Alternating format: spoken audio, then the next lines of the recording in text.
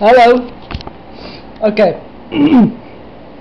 Hier is 'n storie wat vanaand gebeur het hier in my kamer. Ek sit hierso. Ek het daai spaghetti in die kas gesteel, want dit is lekker. En dan sit ek altyd dit in kou so. Dan maak ek die puntjies skerp. Soos dit.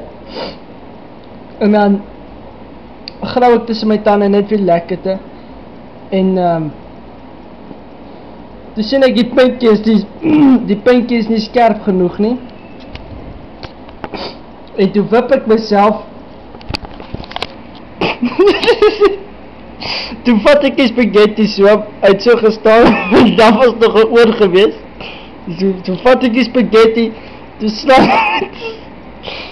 slaan ek so teen die oor net omdat ek my gewip het. En toe raak my vinger hierdie stuk. Kyk hoe geswel is dit. Toe raak my vinger. Toe slaan met hierdie gedeelte van my vinger die koppie se oor af.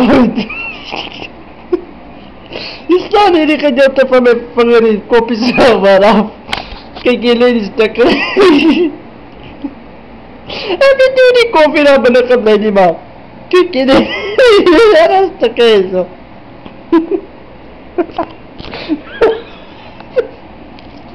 So. Ja. Oh my goodness. Ek weet nie hoe die koffie daar binne gebly. Oh man. Weet jy hoe seer is dit nou? Kyk jy net nog. Weet jy die koffie daar binne gebly nie? Jo, man, ek het die ding net so geslaan so. Ek het net so vinnig net myself gewip omdat die ding nie skerp genoeg was. Ek kyk hoe mooi skerp is hierheen. Ja, maar ek my gewip het te slaan. Ek dink want die ding stuk die spaghetti stuk het geslaan toe raak. Stuk van my. Ja, nie koppie. Sy ore, ja, dit is die nagevolge van my vinger wat in die oor geraak het. Oh, okay. En die koppie werk nog. Toe waai.